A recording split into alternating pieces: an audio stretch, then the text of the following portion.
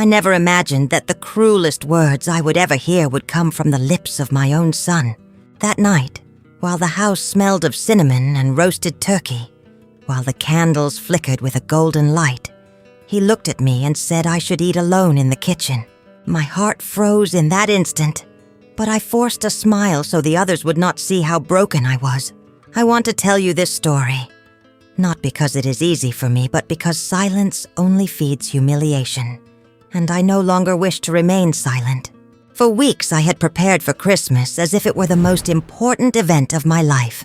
I polished the old silverware that once belonged to my mother. I ironed the red tablecloth with embroidered flowers, and I baked the same cookies I used to make when my children were little. Every gesture carried memories. Every aroma was a fragment of the love I had poured into raising them. I believed this night would bring us together once more, like in the days when their laughter echoed through the hallways of our modest home. I had always been the heart of every holiday. My late husband used to say that my warmth could turn even the simplest gathering into a feast. After his passing, I dedicated myself even more to the family, hoping to keep his memory alive through traditions. This Christmas felt like an opportunity to remind everyone that, despite the difficulties, our family bond was still strong. I was wrong, and the wound of that mistake still stings inside me. I remember placing the plates with trembling hands, not from weakness, but from excitement. My grandchildren ran around the living room, their faces glowing with anticipation. Their laughter reminded me of my own children when they were their age.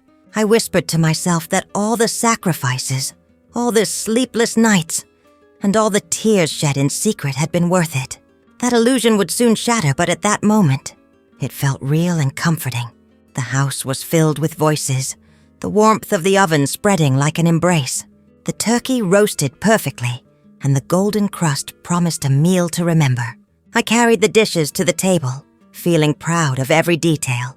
I thought to myself that if love had a flavor, it would be found in every bite of that dinner. My soul rested for a moment, believing that everything I had done for decades would finally be recognized. When the doorbell rang, my heart leapt. My son, his wife, and their children entered with gifts and bright smiles. He hugged me quickly, distracted, as if embracing me were just a formality before rushing to the table.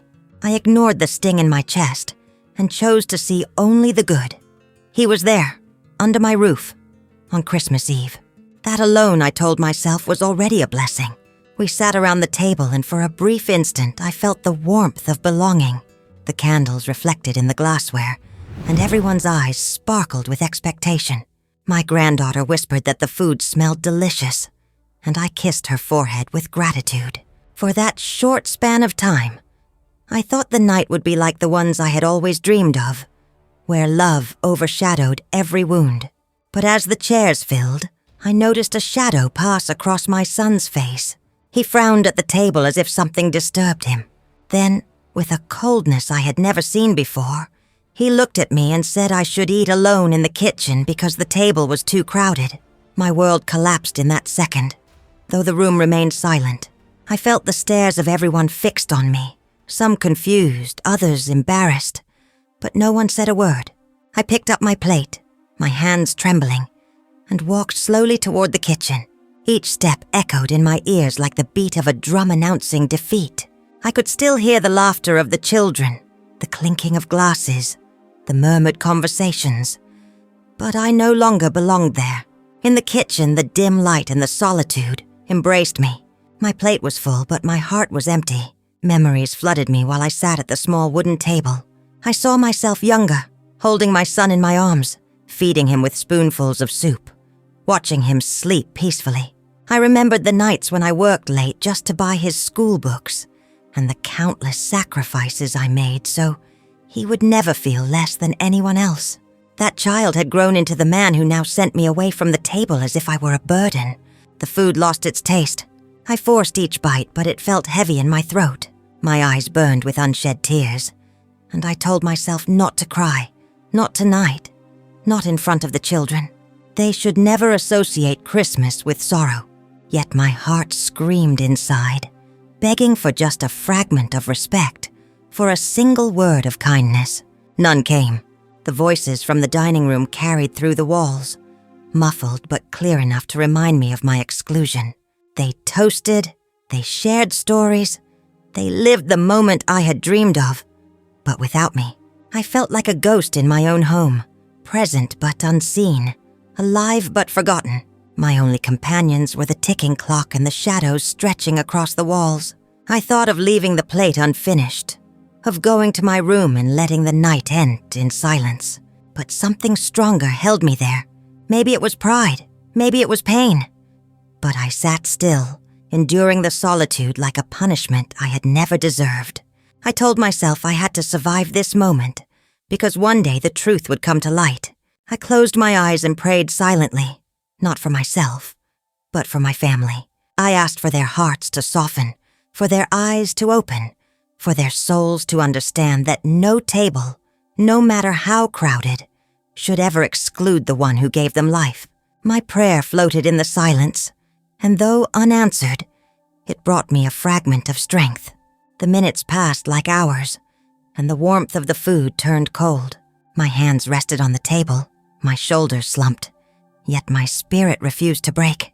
I told myself that one act of cruelty could not erase a lifetime of love. Still, the wound carved itself deep inside, a reminder that sometimes the ones we love most are the ones who hurt us the deepest. I heard footsteps and thought someone might come to sit with me. My heart leaped at the possibility, but no one entered. The footsteps passed by, heading to another room, and the kitchen remained silent once more. I lowered my head and bit my lip, determined not to let the tears fall. In that silence, I remembered my husband again. I imagined his voice telling me to stand tall, to endure with dignity, to never let bitterness poison my soul. His memory wrapped around me like an invisible cloak, reminding me that love is not measured by how others treat us, but by how we choose to respond. I finished my plate slowly, each bite heavier than the last. I stood up and washed the dish, my hands moving automatically, as if years of habit guided them. I placed the plate on the rack, dried my hands, and looked at my reflection in the small kitchen window. The face staring back at me was tired, but not defeated. The laughter from the dining room grew louder, echoing like a reminder of my absence. Yet beneath that noise, I felt a seed of resolve take root in my heart. I realized that this humiliation would not be forgotten, not by me and not by them. Something inside me shifted, preparing me for what was to come, for the decision that would change everything.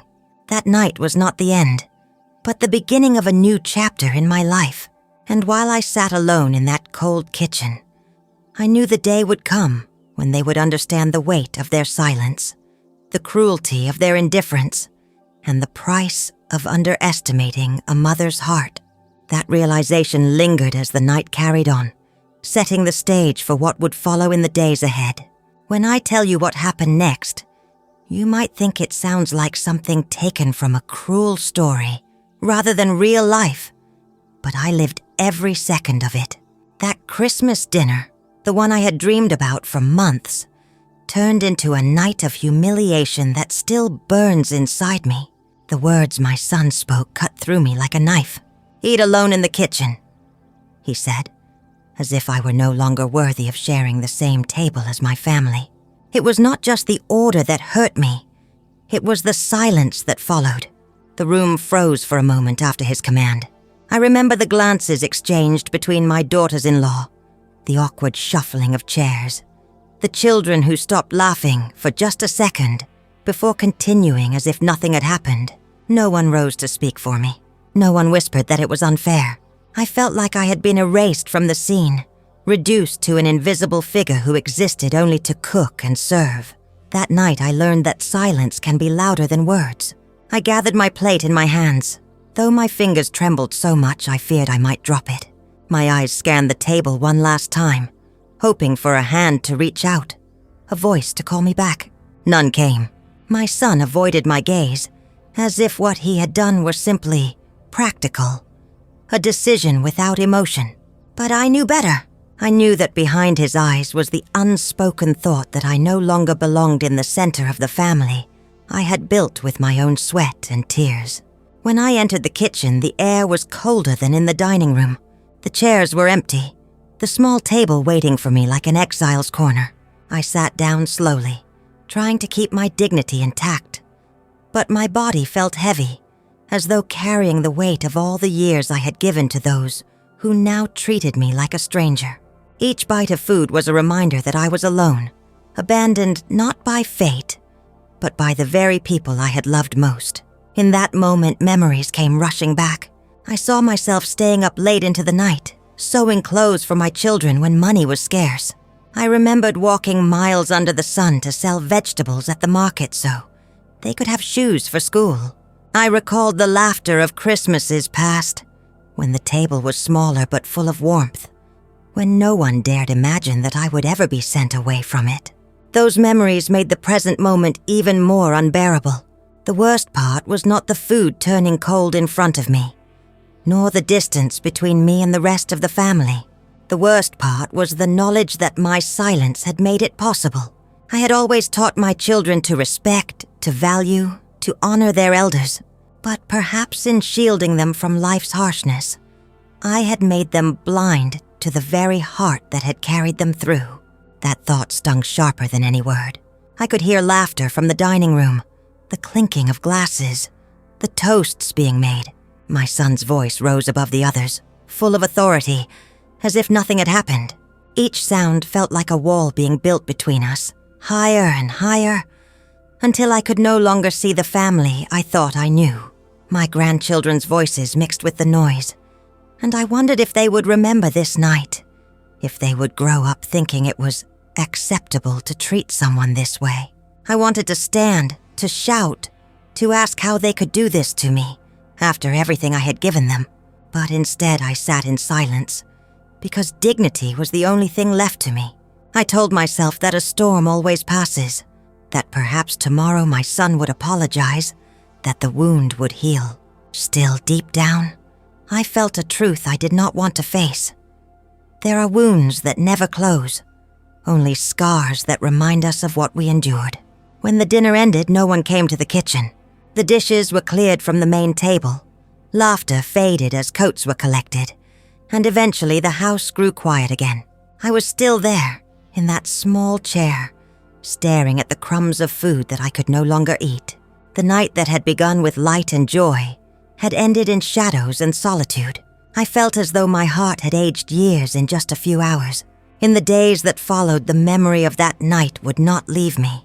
I tried to go about my routine, to water the plants, to sweep the floors, to pretend that everything was normal. But every time I looked at the dining table, I remembered the words that had sent me away. "Eat alone in the kitchen." They echoed in my ears like a curse, reminding me of the invisible line drawn between me and those I loved. I tried to push the pain aside, telling myself that perhaps my son had not meant it cruelly, that maybe it was simply a thoughtless remark. But the truth is, it was more than that. It was a declaration that my place was no longer with them, that I had been reduced to the background of my own story. That realization grew heavier with each passing day, pressing against my chest until it became hard to breathe. I looked at photographs from years gone by of Christmases where everyone squeezed together around the table, laughing, sharing, holding hands during grace. My son, when he was little, used to sit beside me, holding my arm tightly as if afraid I might disappear.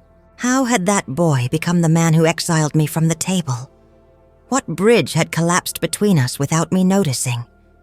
The questions haunted me, but no answers came. I noticed the grandchildren avoided speaking about the dinner. When they visited, their eyes would sometimes linger on me with a mix of confusion and sadness. They had seen what had happened, even if they did not understand it fully. I wondered if one day they would ask me about it, and what I would say. How could I explain that love, when ignored, can turn into silence sharper than any blade? The house no longer felt the same. Each corner carried a memory, but the warmth had drained away. I moved through the rooms like a shadow, keeping busy so I would not think too much. Yet every night when I lay down to sleep, the scene replayed in my mind. My son's voice, the silence of the others, the cold chair in the kitchen. Sleep brought no rest, only the echo of humiliation. I prayed for strength, but I also prayed for clarity. Was this a lesson I needed to learn in my old age? That love does not guarantee respect, that sacrifice does not always return gratitude. The thought terrified me, but I could not deny its truth. Perhaps my son's words had stripped away an illusion I had carried for too long. As days turned into weeks, I began to notice small changes in myself. I no longer hurried to prepare meals with the same enthusiasm. I no longer looked at the calendar counting the days until the next family gathering. Something inside me had shifted, a quiet resolve forming in the silence of my wounded heart. If they could cast me aside so easily, then perhaps it was time for me to reconsider the legacy I would leave behind. One morning, I opened the old wooden box where I kept important papers. Among them was my will, written years ago when my husband passed away. My children's names were there, their futures carefully considered. I traced the letters with my finger, thinking of all I had planned to leave them. For the first time, I wondered if they truly deserved it. That thought frightened me, but it also awakened something powerful within me. I began to imagine what would happen if my inheritance went elsewhere, to hands that would appreciate it, to souls that would not cast me aside. I thought of the orphanage in town, filled with children who had no one to prepare them Christmas dinners, no one to humiliate them at a table. Those children would know the value of love because they had lived without it. And suddenly, the idea no longer seemed like a thought, but a calling. I did not make the decision that day, but the seed had been planted. I carried it with me everywhere, watering it with each memory of that night, with each silence that followed. I realized that humiliation, though cruel, had given me something unexpected, the courage to take control of my own story.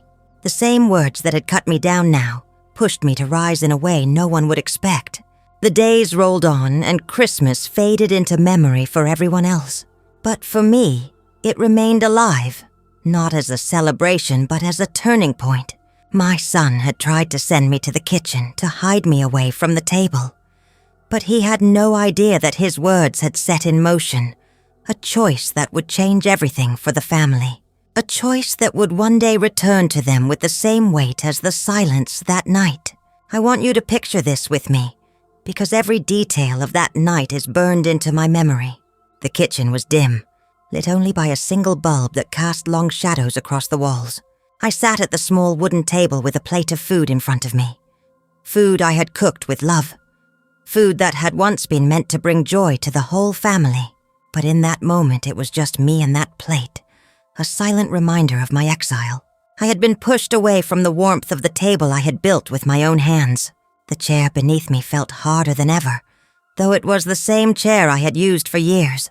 The ticking of the clock above the stove echoed through the silence, a cruel soundtrack to my isolation. I pressed my fork into the turkey, but the flavor that had filled the house with warmth now tasted like ash in my mouth. I chewed slowly, not out of hunger, but because it gave me something to do with the ache that consumed me. I was not just eating. I was swallowing every humiliation, every unspoken word that weighed down the air. As I sat there, memories began to rise uninvited, like ghosts surrounding me in the quiet. I saw myself years ago, much younger, carrying my son in my arms when he was sick, staying awake through the night to keep a cool cloth on his forehead. I remembered the way he once looked at me, with eyes that held nothing but trust and love. How could the boy who once clung to me so tightly grow into the man who cast me aside, as if I were nothing? That question repeated itself in my mind until it became unbearable. The sounds of laughter drifted from the dining room, muffled but still sharp enough to pierce me. I heard glasses clinking, forks tapping against plates, the chorus of voices celebrating the holiday. They were close enough to hear, yet I was a world away. The walls of the kitchen became a barrier, separating me from the very people I had spent my life protecting and nurturing. I thought to myself that perhaps this was how loneliness truly felt. Not the absence of people, but being unseen among them.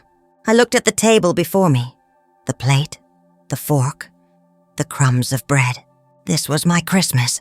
I had set out to create a night of love, and instead I was living a night of rejection. Tears stung my eyes, but I fought to keep them from falling. I did not want to give them the satisfaction of seeing me broken, even if they weren't looking. Dignity was all I had left, and I clung to it like a shield, even though my hands trembled with pain. I tried to pray quietly, whispering words to steady my heart. I asked God for strength to endure, for patience to face the silence, for peace in the middle of my storm. My lips moved soundlessly, and though no voice answered me, I felt a small spark of courage flicker inside. Perhaps humiliation could crush my body, but it could not destroy my spirit. That thought became my anchor in the sea of sorrow I sat in that night. The food grew cold on my plate, untouched. I no longer had the will to eat. I pushed it aside and folded my hands, staring into the nothingness of the kitchen walls. Every crack in the paint, every shadow, seemed to mirror the cracks in my own heart. I thought of my husband again, of how he used to sit at the head of the table and remind everyone that family was sacred. What would he say now, if he saw how easily his children had abandoned me? My shoulders slumped under the weight of that question, but I lifted my head once more. I told myself that one moment of cruelty would not erase a lifetime of love. Even if they had forgotten, I still remembered. I remembered every sacrifice, every sleepless night, every moment of joy and struggle that had built this family from nothing. I carried those memories inside me, and no one could take them away, not even my son. The longer I sat there, the more I realized that this was not just about me. It was about what kind of lesson was being taught that night. My grandchildren had seen it all. They had seen their father cast me aside. They had seen everyone remain silent. What would that teach them? That love could be discarded? That silence in the face of cruelty was acceptable? The thought filled me with a sorrow deeper than my own humiliation. I closed my eyes and imagined my grandchildren years from now. Would they repeat the same mistakes, treating others with indifference, casting aside those who had given them everything? Or would they remember my tears that night, even if they pretended not to see them? I prayed that something inside them would change, that they would one day understand the weight of what had been done. The kitchen became a prison of memory. Every sound from the dining room was a reminder of my absence. Every tick of the clock marked another second of humiliation. And yet, in that silence, something unexpected began to grow inside me. It was not anger, though the pain could have easily become rage. It was not hatred, though I had every reason to feel bitterness. It was resolve, a quiet and steady determination that this moment would not be the final chapter of my story. I began to think about the years ahead, about the legacy I would leave behind. I thought of the house, the savings, the few possessions I had guarded so carefully for the sake of my children. Would they cherish them if I left everything to them? Or would they treat those gifts the same way they treated me, with indifference and disrespect? That question burned in me, demanding an answer I did not yet have the courage to give. The plate before me had gone untouched for so long that it looked abandoned, forgotten, just like me. I stood and carried it to the sink, rinsing it under the stream of water. The sound of the faucet was steady, washing away not only the food, but the illusion I had carried for so long. That family alone was enough to guarantee respect. Respect, I realized, had to be earned, even within one's own blood. When I turned off the water, silence wrapped around me again. I dried my hands with the old towel hanging by the stove and glanced at the window. My reflection stared back at me, a tired face framed by gray hair, eyes weary but still alive. I studied that reflection and whispered in my heart that I would not let this night define me. I would carry its memory, yes, but I would also turn it into something more. I walked back to the table, sat once more, and folded my hands in front of me. My mind wandered to the orphanage I had visited once years ago, where children with nothing still managed to smile with a joy that warmed the room. They had no parents, no home, no holiday dinners, yet they welcomed me as if I were family. That memory returned to me now, filling the cold kitchen with a strange kind of light. Perhaps, I thought, Love did not always come from those you gave everything to. Sometimes love came from unexpected places, from those who knew its true value because they had lived without it. The thought comforted me in a way my family's silence never could. It whispered to me that maybe, just maybe, I still had something precious to give, even if my own blood refused to see it. The laughter from the dining room eventually faded, replaced by the sound of chairs scraping against the floor, coats being collected, goodbyes being exchanged. I remained in the kitchen, invisible as ever but not broken. My body trembled, but my spirit stood tall inside me. I knew then that this was not the end, but the beginning of a new path I had never considered before. As the front door closed and the house grew quiet, I rose from the table one last time. I touched the edge of the wooden chair, the chair that had held my pain, and I whispered a promise to myself, a promise that one day, the silence of this night would echo back to them in a way they could never forget. A promise that their rejection would not bury me, but instead awaken the strength I had kept hidden all along. And so, I went to bed that night with a heart heavy with sorrow, but also with a seed of determination growing inside me. The humiliation of being sent to the kitchen had carved a scar, but that scar would not be the end of me. It would be the beginning of a choice that would change the future of my family in ways they could not yet imagine. And even as I lay down in the darkness, I felt the weight of that decision rising within me, preparing me for what was yet to come. The morning after Christmas felt colder than usual, though the sun shone through the windows with the same brightness as always. I woke up with the heaviness of the night still clinging to my chest, as if the humiliation had followed me into my dreams. The house was quiet again, stripped of laughter and celebration, and all that remained were the empty glasses, the wrinkled tablecloth, and the silence that screamed louder than any words. I stood in the doorway of the dining room, staring at the table that had once been the center of my world, now a reminder of my exclusion. I moved slowly through the house, gathering the dishes, folding the napkins, clearing the remains of what should have been a night of joy. My hands worked automatically, but my mind replayed the scene over and over again, the command that sent me away, the silence that sealed my fate. Every plate I washed felt like a fragment of my broken heart. Every chair I pushed in reminded me of the place I no longer held among them. In the days that followed, I tried to act as though life were normal. I went to the market, greeted the neighbors, tended to my small garden, but beneath it all, a deep ache gnawed at me. It was not just the humiliation itself. It was the realization that not one person had spoken in my defense. My family, the very people I had dedicated my life to, had chosen silence over love. That truth pressed down on me with every passing day. My son never mentioned what happened. He called me once during the week, his tone light, as though nothing had occurred. He asked if I was feeling well, if the grandchildren had left their toys behind. His voice was calm, but I could hear the edge of avoidance in it, the way he carefully skirted around the memory of that night. His silence was his shield, but to me it was another wound. The grandchildren visited a few days later, running through the halls with their usual joy. They hugged me, played with my old photographs, and filled the house with energy. But even in their innocence, I saw it. The memory of that night etched into their eyes. They looked at me differently, as if they knew something had happened, but could not yet understand its meaning. Their silence mirrored the silence of their parents, and I wondered what lesson they were learning from it. At night, when the house was quiet, I sat by the window and let the memories wash over me.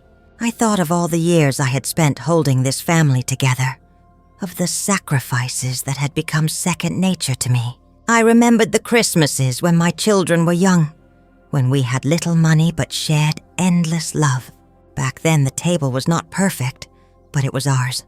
I asked myself when love had become so fragile that it could be broken by one cruel sentence. I found myself questioning more than just that night. I began to wonder if I had been blind for years, if small signs of indifference had been there all along, and I had chosen to ignore them. Had I raised my children to believe that I would always be there, no matter how they treated me? Had I taught them that love required no respect? The questions haunted me, pulling me deeper into reflection. Friends came to visit, bringing holiday leftovers and warm wishes. They laughed and spoke of their family gatherings, the joy of their children returning home, the pride of being surrounded by love.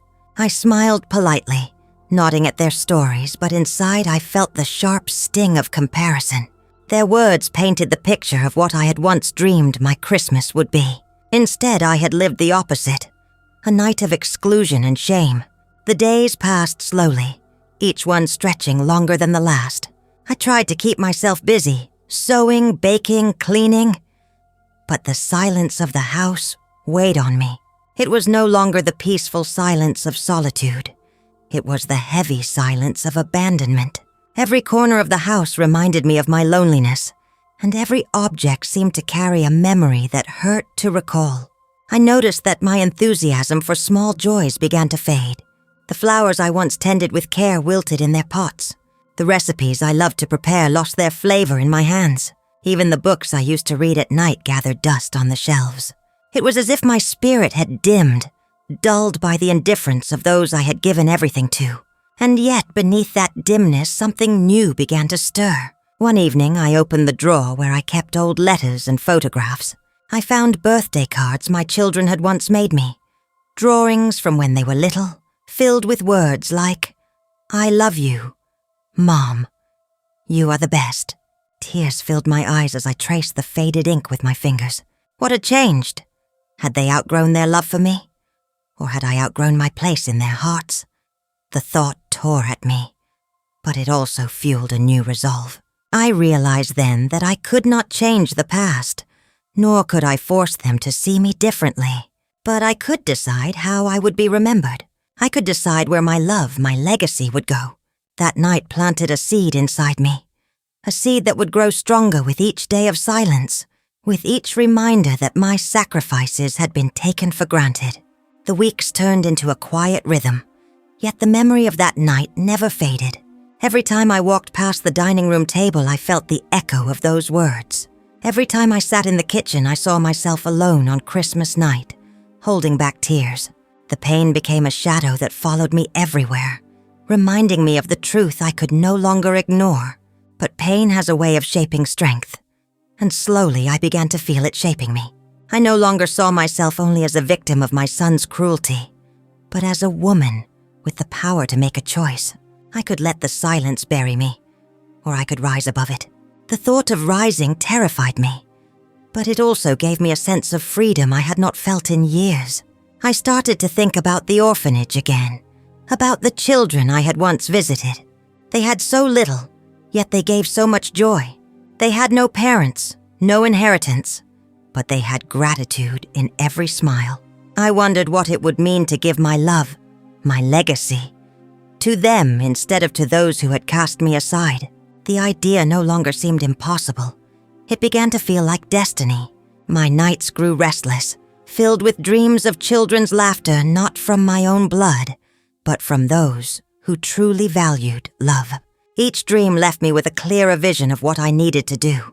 I began to plan in silence, holding my decision close to my heart, waiting for the right moment to let it be known. The aftermath of that Christmas dinner did not fade with time. It became the soil in which my determination grew. And as I moved forward carrying the scar of humiliation, I also carried a new kind of strength. I knew that one day the silence would break, and when it did, it would echo in ways none of them could ever have imagined. That thought gave me comfort as the days turned into weeks, as the house remained quiet, as my heart continued to heal. I no longer feared the memory of that night, for it was guiding me toward a choice that would redefine everything. And though my family believed life had returned to normal, I knew the truth. Nothing would ever be the same again. The day came when the silence that had followed Christmas finally cracked open, though not in the way my family expected.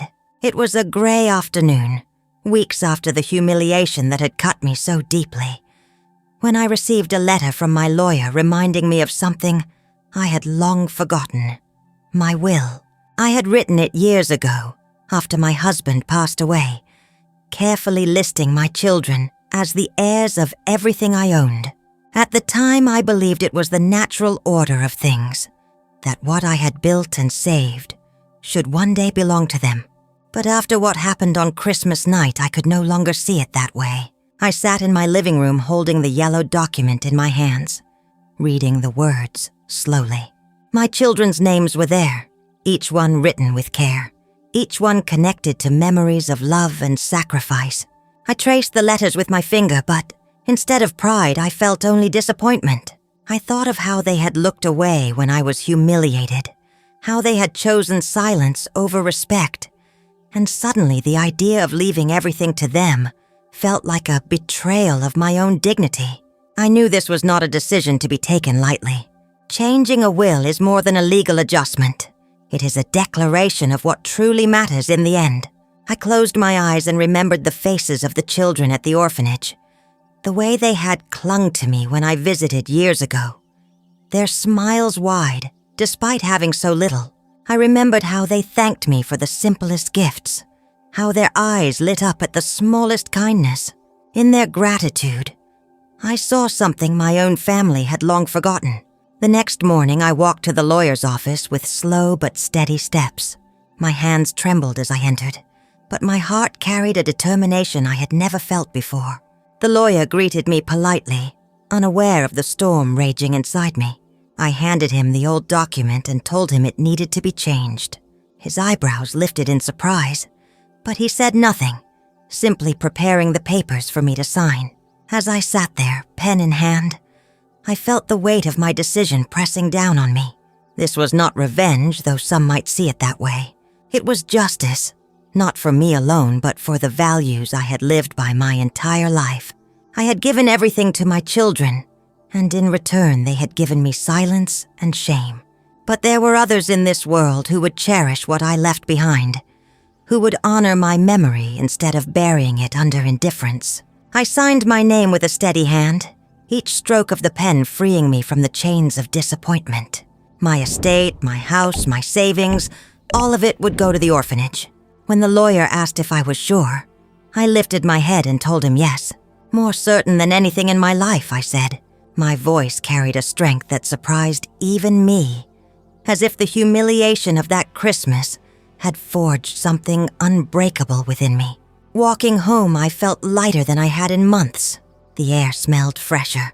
The streets seemed brighter, as though the world itself acknowledged the choice I had made. I knew my family would one day be shocked, perhaps even outraged, but I no longer feared their reaction. They had made their choice when they cast me aside. Now I had made mine. Days turned into weeks, and life moved on quietly. My family continued to visit occasionally, never speaking of the Christmas dinner, never acknowledging the wound they had left behind. They believed the silence had erased it, but they were wrong. Beneath my calm exterior, I carried the knowledge of the decision I had made, a secret that would one day rise like a storm. I found myself returning to the orphanage in those weeks, bringing small gifts, reading stories to the children, watching them play. Their laughter filled the emptiness inside me, and their gratitude healed wounds my family had left open. Each visit confirmed that I had done the right thing. These children, who had so little, gave me back something priceless, the feeling of being truly seen and valued. When I left the orphanage one evening, one of the little girls hugged me tightly and whispered, "Thank you for being like a grandmother to us." Tears filled my eyes, but they were not tears of sorrow. They were tears of renewal, of finding family where I least expected it. I realized then that love does not always flow from blood. It flows from the heart, and the heart knows where it belongs. I began to prepare quietly for the day when my decision would be revealed. I organized my papers, put my affairs in order, and left clear instructions with the lawyer. I knew the shock it would cause, the anger, the disbelief, but I also knew it was necessary. They needed to understand that respect cannot be demanded after it has been denied. They needed to feel the weight of their silence the way I had felt it that night. As I lay in bed at night, I no longer replayed the scene of my humiliation with bitterness. Instead, I saw it as the turning point that gave me the courage to choose differently. Pain had become my teacher, guiding me toward a decision that gave my life a new meaning. And though my family believed they had moved past it, they would one day be forced to face the truth. I did not tell anyone what I had done. Not my friends, not my neighbors, not even the grandchildren who sometimes looked at me with questions in their eyes. This was my secret, my silent testimony, my final gift to the world. I carried it quietly, waiting for the day it would come to light. I often imagined that day, the family gathered in a room, expecting to hear their names, expecting to receive what they believed was theirs by right. I pictured their faces when the lawyer would read my words, when the truth of my decision would fall upon them like a stone. I did not imagine it with malice, but with justice. They would finally understand what silence had cost them. The thought gave me peace. For the first time since that night, I could sit at my kitchen table without feeling the sting of humiliation. The table was no longer a place of exile. It had become a place of strength. I had turned their rejection into my resolution, their silence into my testimony. And so the will was no longer just a piece of paper. It was a mirror, reflecting the truth of who had cherished me and who had not. It was my final voice, the one that could not be silenced, the one that would speak long after I was gone. And though the day of its revelation had not yet arrived, I knew it was coming, as certain as the dawn after the darkest night. The day finally arrived when the truth of my decision was revealed. My passing had gathered them all together in a lawyer's office, the same family who once sat around my table, now seated in stiff chairs with expectant faces. Their eyes glimmered with the anticipation of inheritance, each of them believing that my years of sacrifice, my home, my savings, would now become theirs.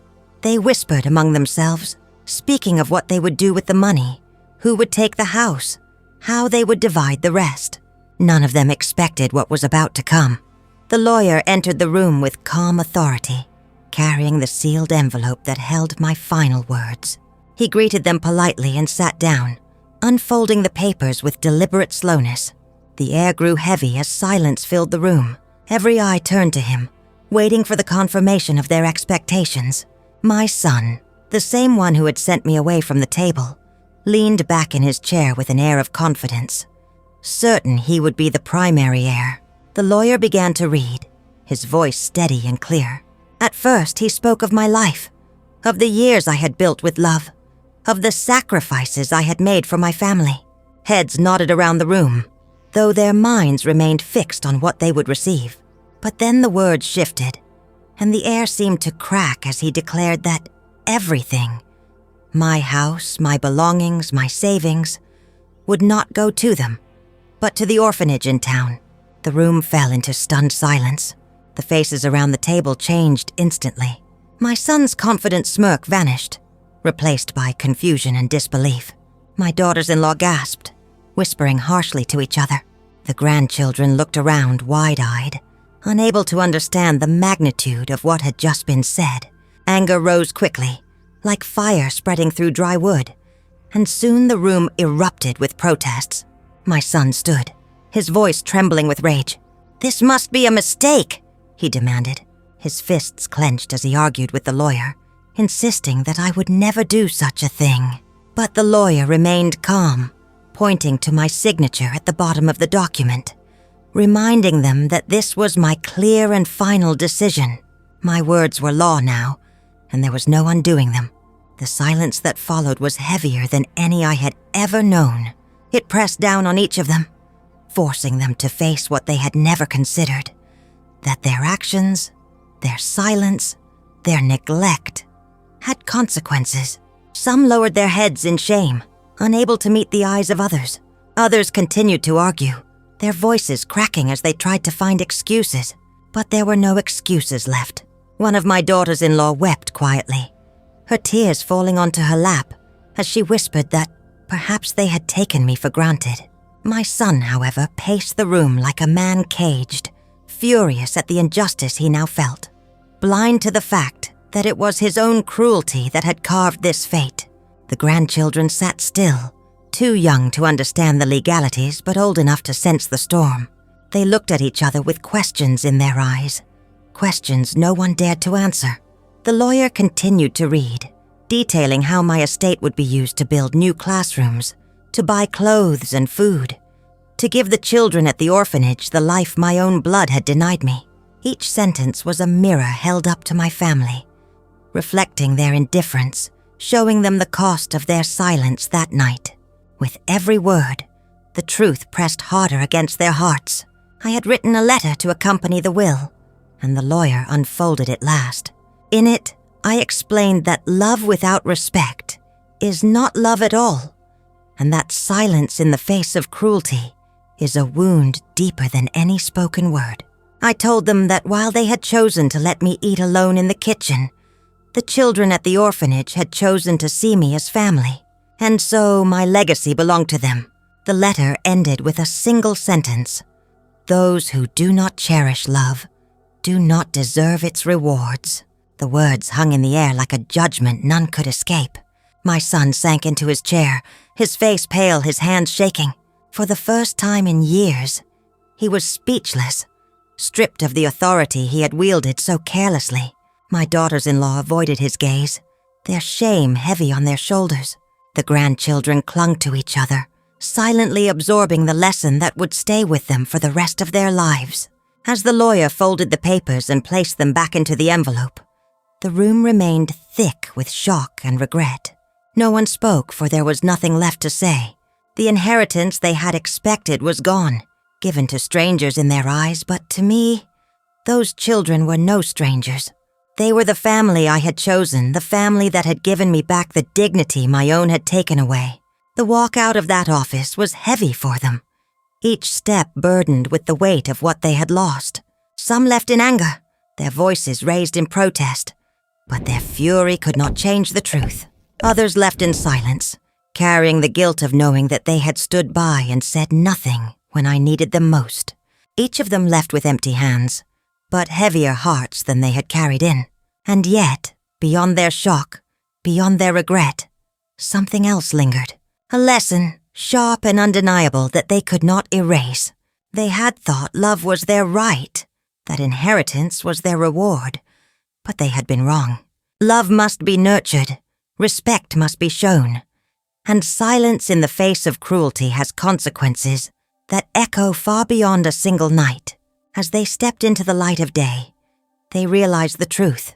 My voice, though silenced by death, had spoken louder than it ever had in life, and its echo would follow them, reminding them of the night they cast me aside, and the day they lost everything because of it. When the storm of anger and disbelief passed, my family was left with nothing but silence, the same silence they had once given me. But beyond their walls, something extraordinary began to happen. At the orphanage, news of my gift spread quickly, and the children gathered in the courtyard, their eyes wide with wonder. For them, my inheritance was not just money or property. It was hope, a chance at a future they had once thought impossible. The director of the orphanage held a meeting with the children, explaining how new classrooms would be built, how warm clothes and proper meals would now be guaranteed, how scholarships would one day open doors for them. The children clapped their hands, shouted with joy, and hugged each other tightly. Their laughter filled the air like music, the kind of music I had longed to hear at my own table but never did.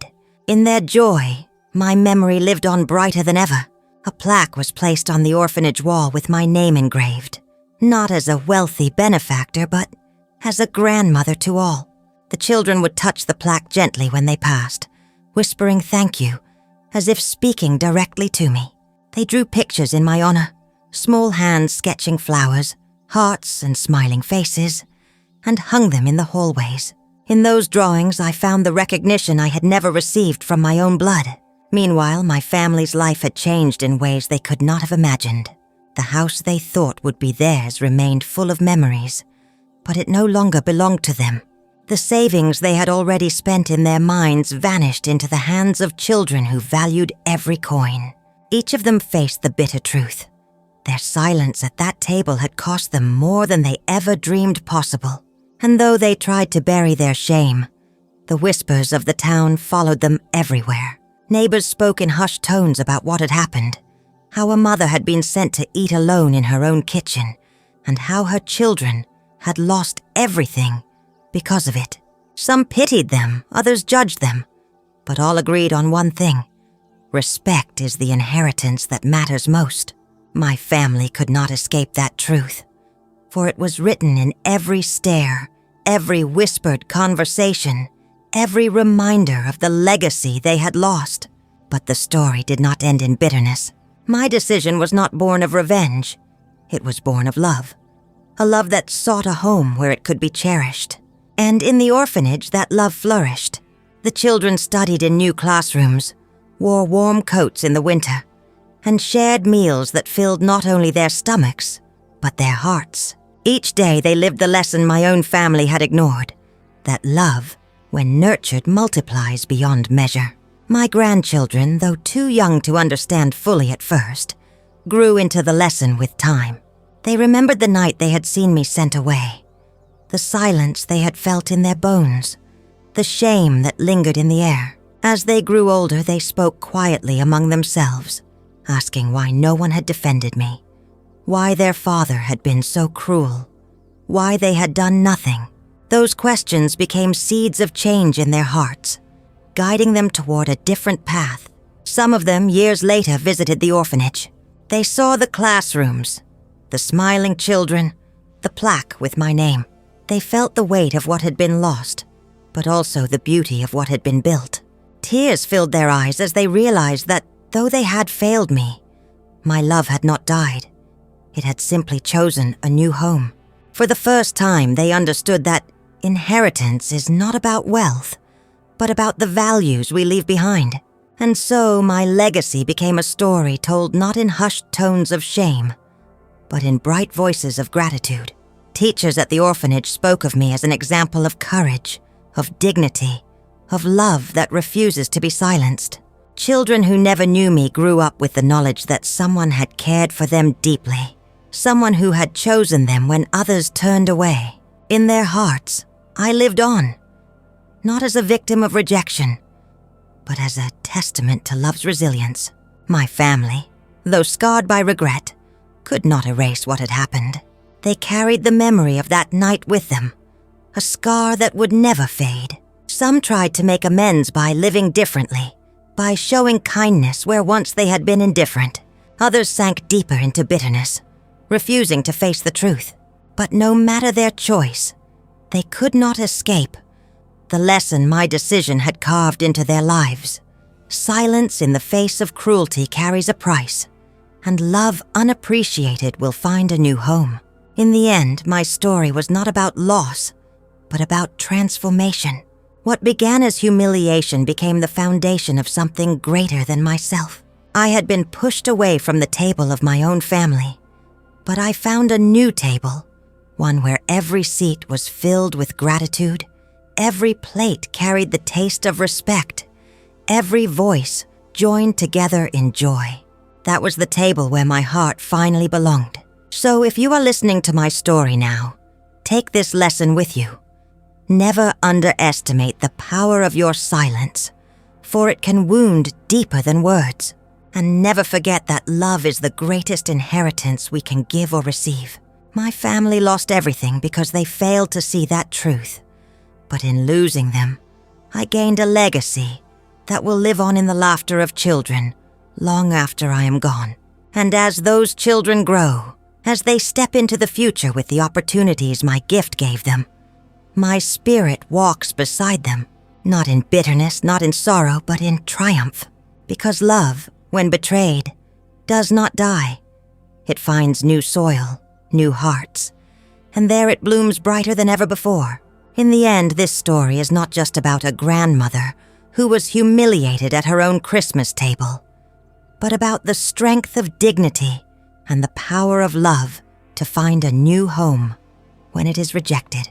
Her silence became her strength, and her decision left a legacy that touched countless lives. While her family was left with regret, the children of the orphanage received the greatest gift of all: hope and a future. Let this story remind us that respect and love are worth more than any inheritance.